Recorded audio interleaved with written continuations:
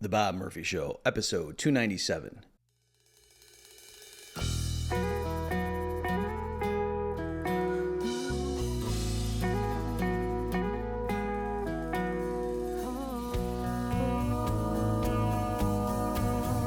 There's a tidal wave coming. What you gonna do? Get ready for another episode of The Bob Murphy Show, the podcast promoting free markets, free minds, and grateful souls. It's your source for commentary and interviews conducted by a Christian and economist. Now here's your host, Bob Murphy.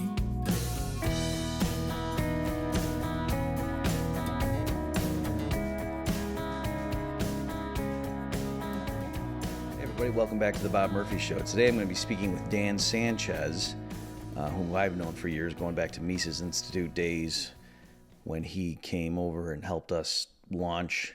I mean, he did a lot of stuff, but he helped us launch our online academy. And then he since went to work for Fee. So here's just his official bio, then I'll give a little more context about what this episode's about. Dan Sanchez is an essayist, editor, and educator. His primary topics are liberty, economics, and educational philosophy. He is the director of content at the Foundation for Economic Education, or Fee, and the editor-in-chief of Fee.org. He created the Hazlitt Project and Reed Academy at Fee, launched the Mises Academy at the Mises Institute, and taught writing for Praxis. He's written hundreds of essays for venues including Fee.org, Mises.org, Antiwar.com, and The Objective Standard. So we're going to be speaking in the second half of the conversation about the project called Reed Academy, which is named after Leonard Reed. It's not saying you should read more. You should read more, but that's not what the title of this program is suggesting.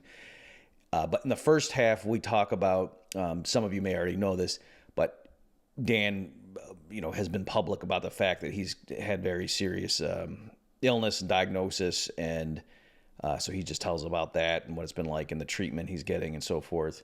And then on top of that, though, his it rekindled his faith, and so he's just really writing very inspiring things in that context. So I let Dan talk a bit about that before we move on to the stuff about free market economics. So without further ado, here is my conversation with Dan Sanchez.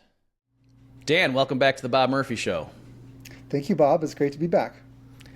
Well, I think a lot of the listeners saw the news, so why don't we go right into the, perhaps unfortunate, but I know you have a religious spin on things as well, but can you just explain people some of the news that you've publicly shared about your condition? Sure. Yeah. So I've been having some health struggles. It all started with a visual phenomenon that I was experiencing.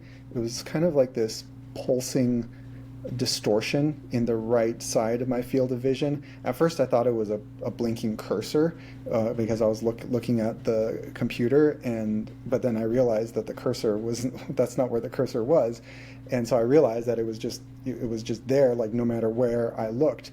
And that was recurring. Like it would happen like once a day or every other day, and it would last for like about 2 minutes, but then it would clear up. But then on July 31st, when it happened again, it got worse. It started making it so that I couldn't even read anything. And while my wife was trying to help me figure out what to do about it, I blacked out. And so the next thing I remember was being loaded into an ambulance.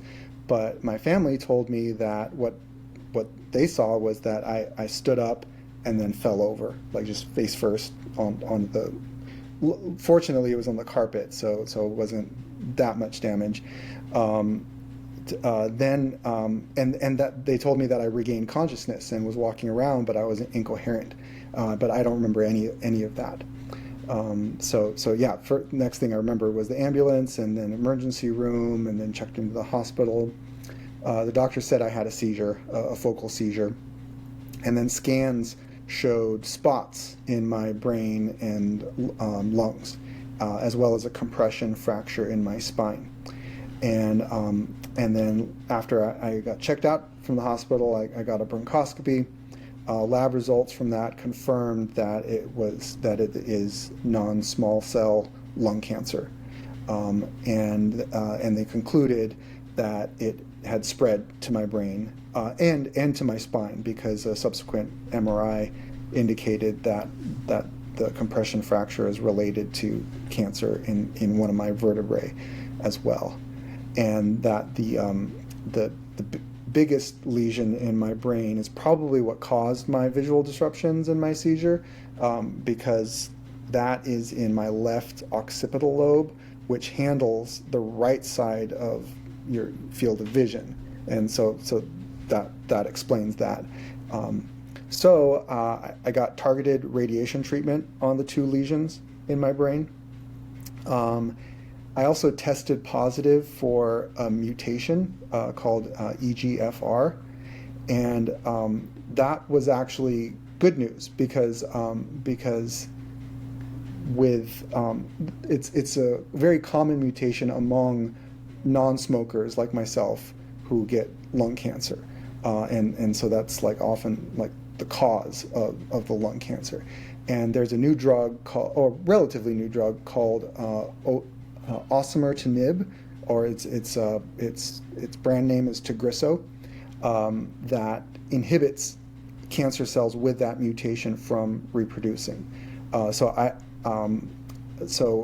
been on that, and what's really great about that is that they're having me do that in lieu of chemotherapy. Like it's a substitute for chemotherapy with much like less and lighter side effects than chemotherapy. I haven't had another seizure since my first one, so that was over 2 months ago. It's been 3 weeks since my last pulsing visual distortion episode.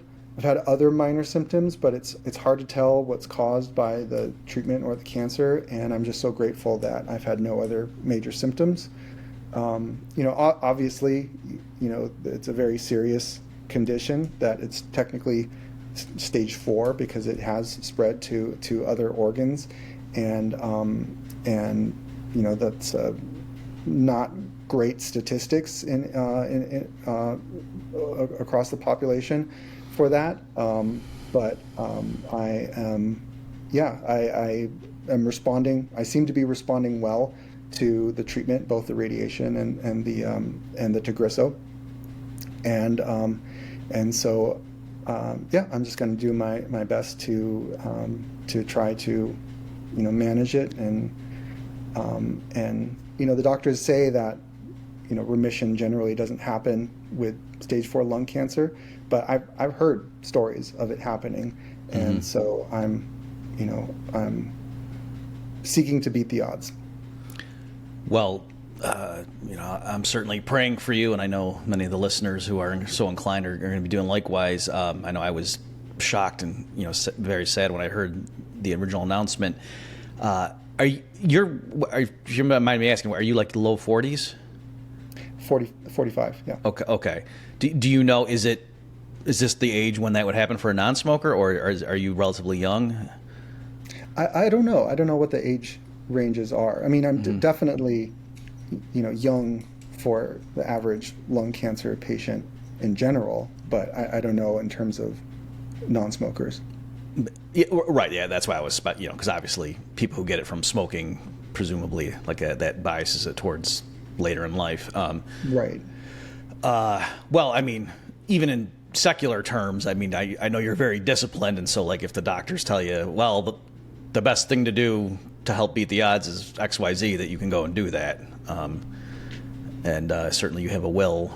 I've read things about that's one of the good predictors about who beats the odds, like the people who I'm sort of riffing here, but it was some formal study saying that they were asking people who had a certain diagnosis of something where the odds weren't great, and the people, when they said why are you doing this treatment that the doctors recommend for people in your condition, and the people who said, well, because they said I might as well, that was one thing, whereas the people who said, oh, because I want to get over this so I can go back to golfing, or I want to be able to play with my grandkids, that was like that was actually had predictive power, just, their answer to that kind of a question. So, Interesting. yeah, it's, Yeah, and for me, I also don't, think of like what they call allopathic doctors, like conventional doctors, as the only source of guidance on this, because one thing about conventional treatment these days is that they really don't talk a lot about nutrition and about diet and about like your like the toxins and that you're exposed to and like on a day-to-day basis, and basically just like natural non-pharmaceutical ways of improving your odds. And so I've been researching what's called the metabolic approach to cancer, and people who subscribe to that school of thought, that they tend to favor a lot of nutritional methods of treating it, of like, foods to avoid and foods to get more of, and supplements to avoid and supplements to get more of, and like whole life treatment too, of just like, managing your stress, because how that's related to your immune system, and that's related to how well you're able to contend with it, like managing your sleep, just all these things. And so I found a naturopath here in Atlanta, where I live, and so so I'm going to see both kinds of doctors, and also just like, not like I've written about this, about how like I don't like, a lot of people, they just just do whatever the doctor says, like blindly and unthinkingly, if that's an adverb. I don't think it is. And so I was like really worried about even the treatments that I had, like the radiation and the Tagrisso, because of side effects and just the possibility of damage. Ultimately, I chose to do those methods because ultimately, like, I decided that the benefits outweighed the risks. But it was kind of like a struggle at first, because at first it was hard to get very clear and helpful answers in terms of what those risks were, and in terms of like what exactly the mechanism of the treatment is, and so like, although like I've had better luck recently with new doctors, basically, and getting those kinds of answers, and that played like a big role in me, accepting the treatment and taking the treatment. But there are some treatments that I just didn't do. Like for example, they prescribed for me anti-seizure meds, including a steroid, and I just ended up not. Well, I tried one of them, but then the side effects were really kind of like real. I mean, it wasn't like serious, like it wasn't like making me bedridden or anything like that, but it was seriously affecting my quality of life. Like, I was just feeling pretty wretched, and so I stopped taking that. I never took the steroid, even though like doctors were saying like no, you have to take this, like you could have a seizure, and which is fair enough. Like, maybe I could have had a seizure. I like I said, I haven't in 2 months, and so like just balancing sort of like what I was experiencing, what I've read about the dangers of steroids, and also like the seeming risks and the seeming benefits, and their expert advice, of course, but also just like kind of gauging my own sense of like my own experience of like how much I actually felt like a seizure risk and how much I seemed like a seizure risk just from my day-to-day symptoms.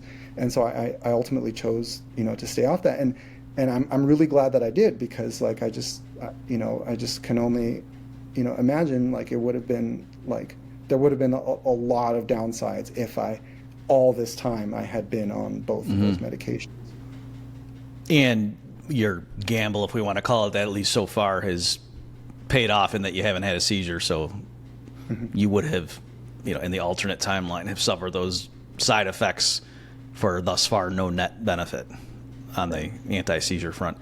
I should say, my wife has had a lot of medical issues, and I learned a lot, and I've seen a side of things. So like the comment I made earlier, I just want to put it in context and be clear. Like there's a danger of coming off that like, oh, hey, if you're sick and you're not getting better, it's because you have the wrong attitude.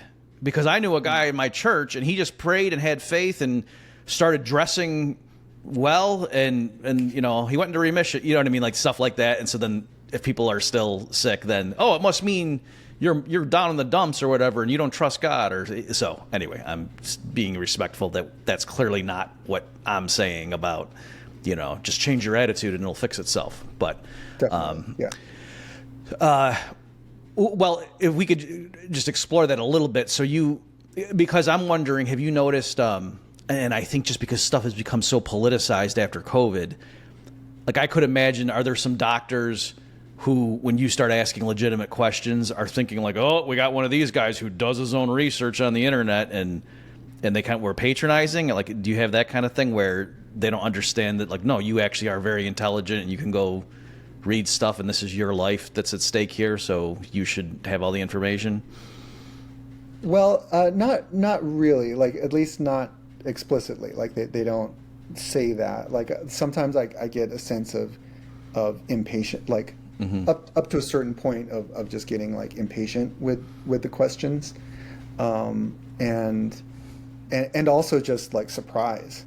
I remember one of the doctors asked what my job was, because her theory was that I was an engineer, because she, in her experience, that engineer patients are very like exacting and ask very like specific questions. And it's like that in life insurance too, that I know a lot of life insurance agents, and they'll come back to me and say, yeah, this prospect is an engineer, so you got to help me answer these questions. Yeah. And then when I told her that I was an editor, she thought that made sense too. Right. In terms of being a stickler. Did you mention Austrian economics? And she was like, "Oh, one of those people." All right. I should have. Yeah. Another doctor asked if I had medical training. I don't know if she was being like facetious about that, or if she was actually like impressed by my questions. I'm not sure.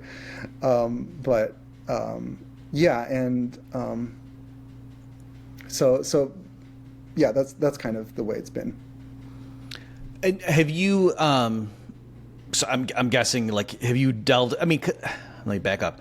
I know, like, a long time ago, for example, I read The Politically Incorrect Guide to Science, if I'm not getting my books mixed up, and one of the chapters was about how the conventional approach to cancer was totally wrong, and this so-and-so guy has this rival theory, but now there's so many decades of research and funding that all these people would have egg on their face. Like, have you really just read broadly and to try to pin down exactly, it is, anyway, I'm wondering if you like had to get into that and decide, like, yeah, these people seem like actual cranks, whereas these people over here, they're challenging the conventional orthodoxy, and they seem like, they're raising legitimate issues and I have actually.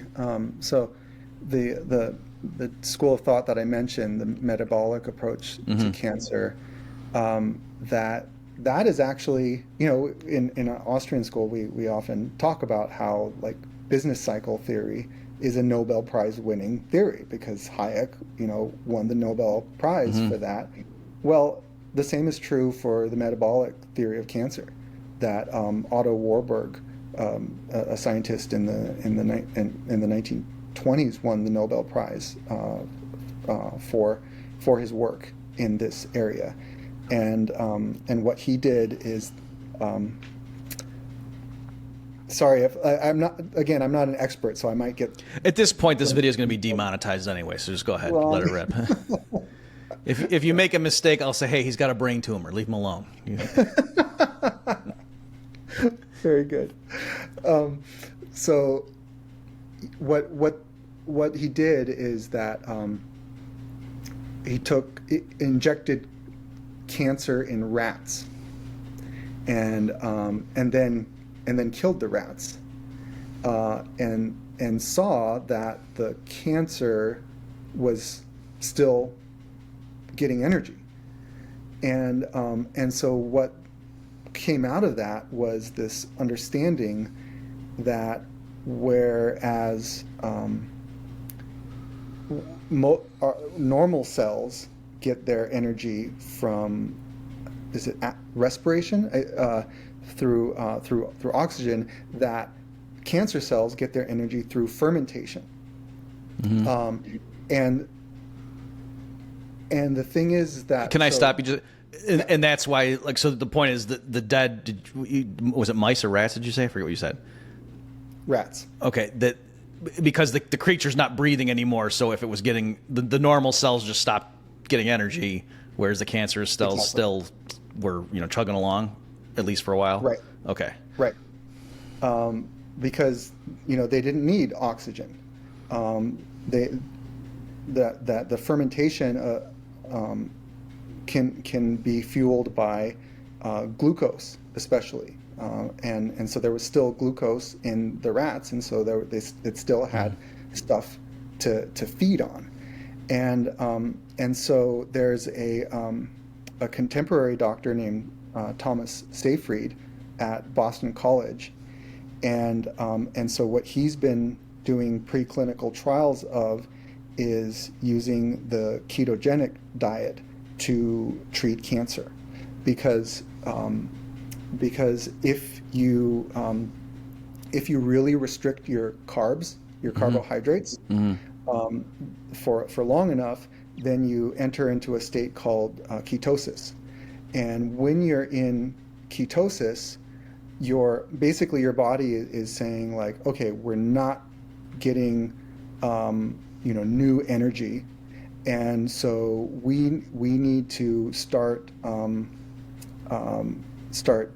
fueling our cells with ketones, and so basically your blood sugar goes way down, and you start instead of getting energy from glucose, like glucose when it's like turned into glucose from like other calorie sources, that instead you're getting it from ketones. And so because you don't have basically what that can do is starve the cancer, because the cancer doesn't have any glucose to feed off of, because the cancer can't get energy from ketones, but your healthy cells can. And so he's been using the ketogenic diet, as well as like. Can I stop you for a second? And I know that, like, from the weight loss literature, like that's the theory behind a standard keto diet to lose weight, that like you're training your body that it just starts burning off your stored fat during the day and stuff, as opposed to just like shutting down and like you just feel run down, that it's. Yeah, it has to do with metabolism. I don't know if that's the full story, but I think that's part of the story. Like I said, I'm not an expert, but yeah. So there's another treatment that Thomas Seyfried does, because the cancer can get the fermentation process can get energy from glucose, but also a certain type of amino acid in your body, and so there's this other treatment that he uses to limit the degree to which it can feed on that amino acid, and so far it's like really promising results. and he's been doing these studies since like the 90s. And he said that like even back then, at first, people in the medical industry would get really excited because of like the results that he was getting. But then, as soon as they realized that the treatment was basically just largely dietary, then that interest would just collapse, because and he traces it to the fact that you know that there's no money in that, like there's that you can't patent food, and so if it's a non-patentable treatment, that there's very little support for that, and so even on that, like, I'll just say that, like, I'm not, you don't have to agree or disagree, but when people hear stuff like it's like there's different types of people, and some are like, oh yeah, I knew it's big pharma and da da da, and then I think there's other people like, oh come on, like I know people in healthcare and they don't want their patients to die, and I think there's like a spectrum where it could be more like, you could imagine somebody like a researcher or somebody working in a pharmaceutical company, like a decision saying, oh yeah, that's great, like go ahead, and I'm glad this guy's doing that, but that's like low hanging fruit. Well, no pun intended, with too much sugar. Like everybody, if it turns out that changing your diet helps, well then yeah, everyone can go do that. But what we're doing over here is on top of that, maybe we'll come up with some new drug or some new, radiation treatment or you know what I mean? So it's not that they're necessarily villains twisting their mustache, but you're right. Like they could say, okay, great, yeah, if he's working on diet, go ahead. But in the meantime, we'll have something to do too. Let's go see if there's a pill we can invent. And we're not getting paid. Our job is to go make money for our pharmaceutical company. So, you know what I mean? Like, it's just like, that's what we do. So if he's going and working on diet, there's nothing for me to do with that. Good luck to you, sir. But in the meantime, I'm going to go until he tells me he can cure it. So you know what I mean? Like, it's the same thing, but for people who think it sounds too sinister or something, it's more just like, well, if it's your job to go make drugs to sell to people, and someone's giving you a solution that's not a drug, what are you going to do with that? Yes. Although I think I definitely, I've been treated by a lot of doctors who, like all the doctors, I think have their hearts in the right place. So it's definitely not a sinister thing. It's more of like sort of like incentives blinding you to certain things, and just sort of like noticing certain things and not noticing other things, and so one of the resources that I've been using is a book called The Metabolic Approach to Cancer by Nasha Winters, which I highly recommend, and she talks about how backwards the medical community is on diet, and especially on like sugar and carbs, and I've experienced that like, there's just like a lot of sugar basically kind of being pushed on you. Oh yeah. There's I've been to hospital with vending machines with all this junk food. They're feeding me like dessert on the in hospital food provision. When I give blood, they're like offering me apple juice, like and so in practice, like whenever they are like sort of overlapping with the dietary thing, it's very contrary to this whole tradition of thought, but also that they just don't. It's just sort of just this. It's shocking, just like the neglect they have on that whole side of the question. I mean, it literally is true that you are what you eat, and so like the fact that your bodily physiology and constitution is so dependent on like what you eat on a day-to-day basis. It's like you would think that they would have like quite a lot of things to say about in terms of like how that affects like whatever condition that you have, but there's just very little. Like it's just all discussion just about pharmaceutical treatments and procedures. It's an analogy I used to use, maybe you've heard me give it, when I would explain the Austrian business cycle theory to like a new audience of like normal people. One avenue I would do is to, in preparation for Hayek's quote about, this is a paraphrase, it might be exact, but before we can explain why things should go wrong, we should first explain why they should ever go right. Yes. And I was saying how, like, when I was little, I didn't believe in poison. Like, the idea that this little drop of something could kill me, like, I just didn't believe it. Fortunately, I said I didn't empirically test my hypothesis. And I said, but as I got older, I realized it's because I didn't understand how much stuff is going on to keep you alive. Like, how incredible, how much complex machinery is going on, and you're not even aware of it. And so that once you realize all the things that are going on and all these little things that have to be in certain parameters or else your body doesn't work, then you can see how, what you eat or taking a little bit of poison and how that can interrupt some critical thing and oh yeah, okay, sure. But, and so, like I say, likewise here, that I think a lot of people would be like, what are you saying, Dan? Drinking apple juice causes cancer? And it's like, no, that's not what he's saying. But given that you have some tumors you're trying to slow the growth of, maybe changing the flow of stuff going into this system might affect it. Like, that's not a weird, foo-foo theory that only, space cadets would say who, don't believe in, official medicine or something. Right. Yeah, because it adds up. It's like, one sip of, apple juice is not gonna make the difference, and maybe like sugar intake by itself, like the level of it isn't decisive. Like maybe it's that combined with like a whole bunch of other factors, but like all these factors add up, and it just behooves us to try to get as many factors as we can to add up in the right direction. Mm-hmm. Well, I beyond, the sad news and whatever, but then your response to it, and I saw some of the things you wrote online just about how this is intersecting with your faith and so on. Do you want to maybe share a little bit about that element of all this? Sure. Yeah. So I've been writing on a Substack of mine called Developing Devotion.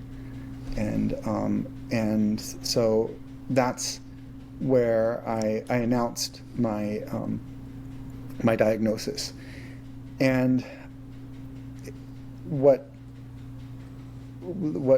was preliminary to writing that post was actually making the announcement to to my life group that I'm part of at church, and when I made that announcement, I thought about like how I would present it, and I know that when people hear things like that, it's just like sad, but at the same time, they're not just wondering like how you're doing physically, but they're probably wondering how you're doing, emotionally and spiritually. And so I thought like, well, it would be good to let them know, because, I don't want them to be more distressed about it than they need to be.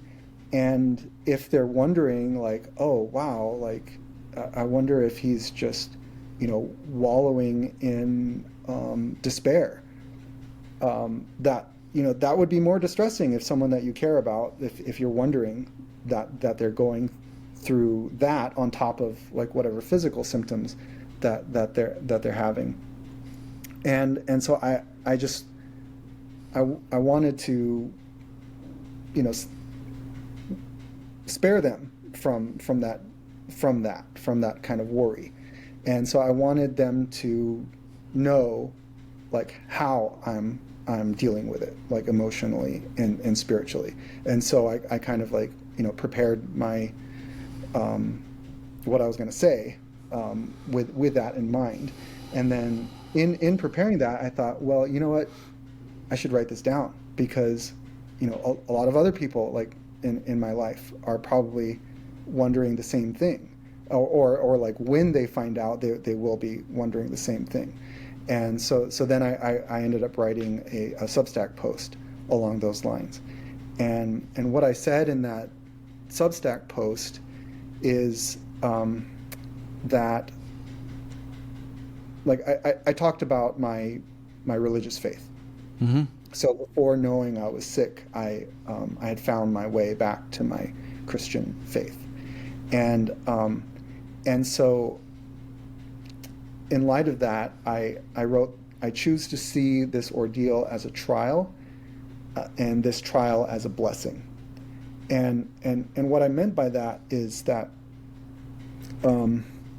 first of all,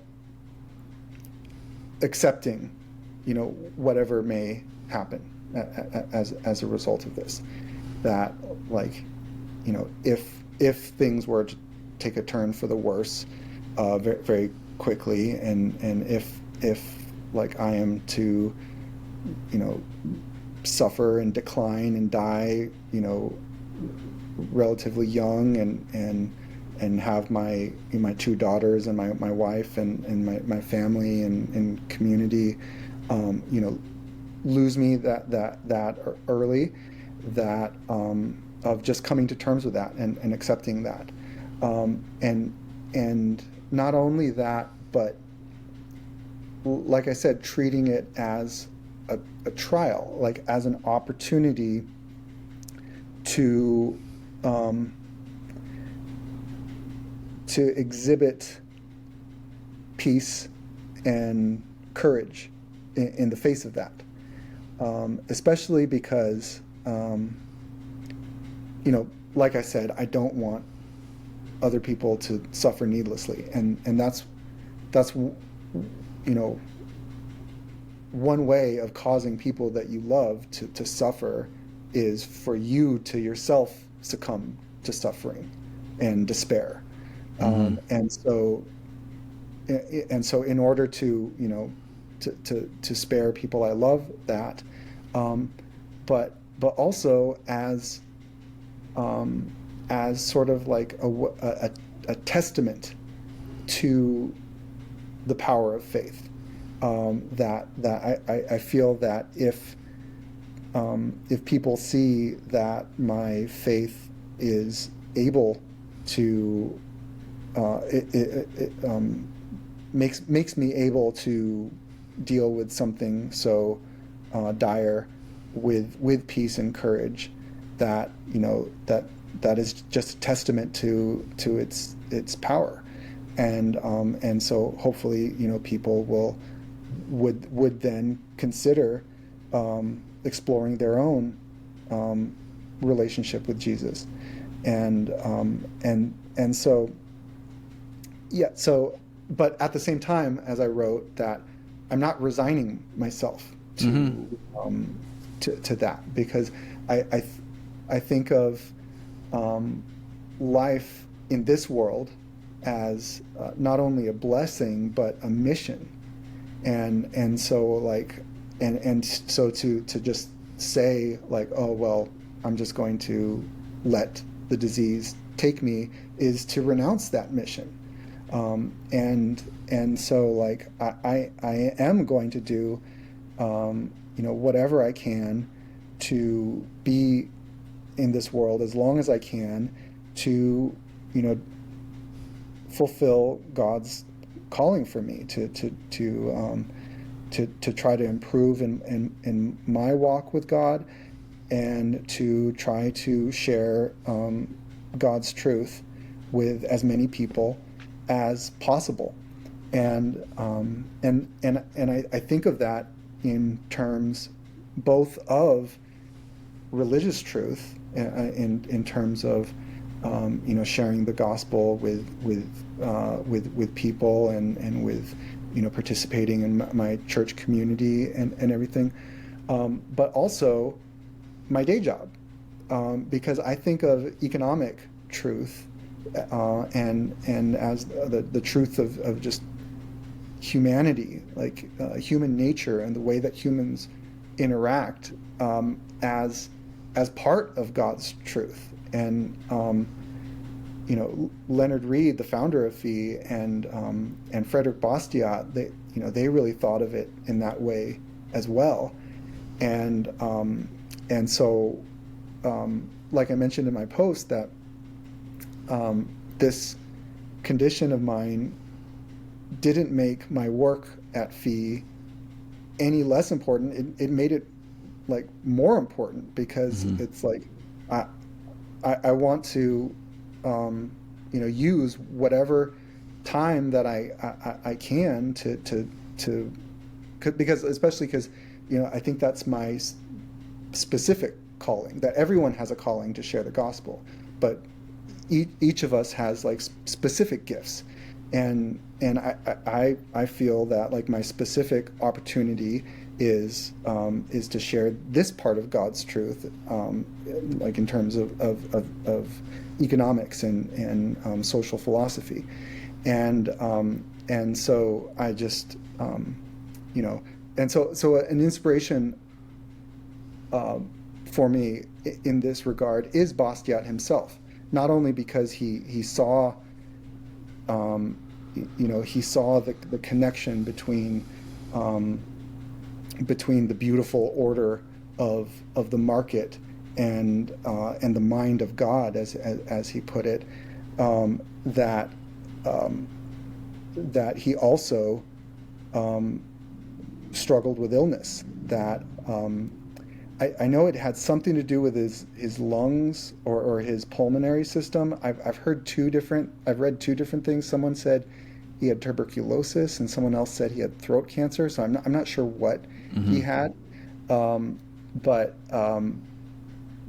he had something, and he knew he was ailing, because in the law, he said like that he was going to lend his voice to the beautiful cause of liberty, as long as he had as much as his breath, or as long as his breath, which, and then he put in like parentheses, which is like, alas, too inadequate, or something like that. So kind of a reference to the fact that he was having breathing problems. Yeah, I kind of remember, like, not knowing the context, you could breeze right through that and think he was just being dramatic.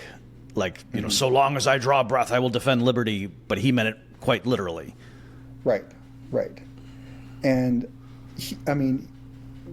while he was basically dying of that, because it did end up claiming his life, he had like the most, he didn't slow down. Like he continued doing what he thought was his calling as well. And so he had like, it was like it seems very much like the most prolific period of his life, because in that just 1 to 2 year span, like pretty much all the great classics that we know him for were released, like the Law and Economic Harmonies and That Which Is Seen and Not Seen, and so like I said, I can only hope to stand on the shoulders of such a giant as Bastiat. I'm definitely not claiming to be a Bastiat myself, but to whatever ability that I have to pursue whatever my calling I feel is, that I want to, it makes it even more important, given the circumstances. Well, very profound words there. Thank you, Dan, for sharing that. Unfortunately, folks, I just want to explain that it's my fault here that I have a hard stop soon, so that in case you're wondering like why this interview is getting truncated. So in the remaining time we have here, Dan, can you elaborate? So you have a new project that you're launching or have launched, going along with just what you said, that you're not, people wouldn't fault you if you just said, hey, I need to just take time to deal with this and I'm going to step back. Well, that's not what you're doing. So can you explain what's going on at FEE under your guidance? Sure. Yeah, it's kind of related to our relationship, Bob, because we first started working together on the Mises Academy. Right. Mm-hmm. At the Mises Institute, that I was hired to launch that, and you were the first professor for the Mises Academy. Our first course was Understanding the Business Cycle, and so that was my first liberty education project that I had ever done, and so it was lectures and. Can I stop for a second, Dan? I don't know if you know this, but when it was like official and that's what you were going to do, you wrote, it was me and a couple of the other people that were like involved, and you just kind of were expressing your gratitude and what your hopes were. And it was so inspirational. Like, you were firing us all up, like, oh yeah, let's go do this, guys. Like, it was really like, I'm still remembering that thing you wrote, like just like 4 people. You know what I mean? It wasn't something you were posting that you were trying to show off for the masses. It was like this like internal memo that got me all fired up. Like, yeah, everyone's going to understand why QE is a terrible idea. Okay, sorry. Go ahead. Thank you. I hadn't heard that. That means a lot to hear. That's why I'm saying it, because I'm realizing I don't think we said it to you, but we were like saying, whoa, this kid, he's fired up. This is awesome. All right. He actually believes this stuff. Thank you. So it was online lectures, Q&A, readings, quizzes, and it was really popular. Like, people really enjoyed it, and you did a wonderful job. And since then, moving to FEE, I started thinking about like how to add to that, like those aspects of online education, content creation, and it was kind of like based on my own experience of like how I really learned these ideas, that content creation was an integral part of it. Because when I first discovered Austrian economics and Austro-libertarianism, that it was just like, a lot of people experience that's just like the rabbit hole of just the readings and just voraciously learning as much as you can through reading books and articles and watching lectures and things like that. But then I felt this urge to formulate what I was learning, to write out what I was learning as an exercise in really solidifying it in my mind. And so I started writing forum posts and blog posts, and then Jeffrey Tucker at the Mises Institute, he published one of my blog posts on Mises.org, and so that was the beginning of my published career as a libertarian educator. But really, I was just trying to educate myself. Like, that was the main goal of it. And so I thought, like, well, what if we integrated into this kind of like online education program, writing and like delivering like video deliveries to formulate what they're learning as a means of content creation, but also as a means of learning, and if that could enrich that. And so I created this thing this thing called the Hazlitt Project, and it was named after Henry Hazlitt because that's the way he learned too. That he had these dreams about going into academia and becoming like an Ivy League philosopher, but because of economic circumstances, he couldn't afford to do that. So he had to just start working. Mm-hmm. But then he got into like newspapers, into journalism, because he wanted to do something in writing, and then basically by writing about economics and business, and then studying economics in order to write about that, and then processing what he was studying through like his editorials and his other works for popular audiences. Like, that's how he became like a masterful economist, even though he didn't get an economics degree. And so I wanted to see if we can make a program that systematizes that approach. And so that's what the Hazlitt Project was, where we have these Hazlitt apprentices who take in lectures and readings, but then process that into content and as a way of learning and teaching. And so that's been going on for 4 cohorts now, and we just started our 4th one. Just to let you know, we got like 2 minutes. I'm sorry, I have a hard stop, Okay. so That's take the time. The floor is yours, but I got to cut you off after 2 minutes.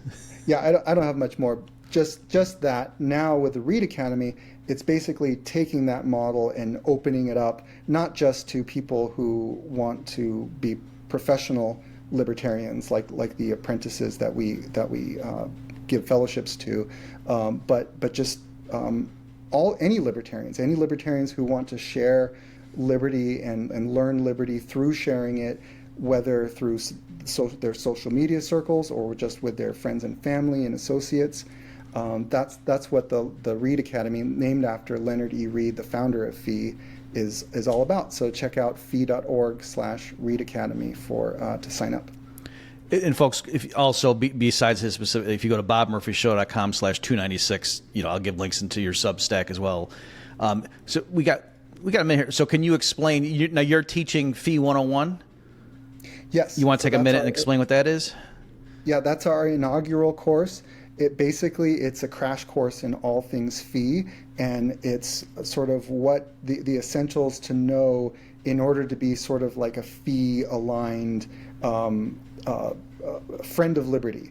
And so we're learning the history of FEE as well as its prehistory in the liberty movement, and we're diving into like the 3 key texts that FEE has had the most success in disseminating and converting people to libertarianism. So I Pencil by Leonard Reed, Economics in One Lesson by Henry Hazlitt, and The Law by Frederick Bastiat. And also delving into Leonard Reed's methodology, his strategic approach to promoting advancing liberty that he founded FEE to do.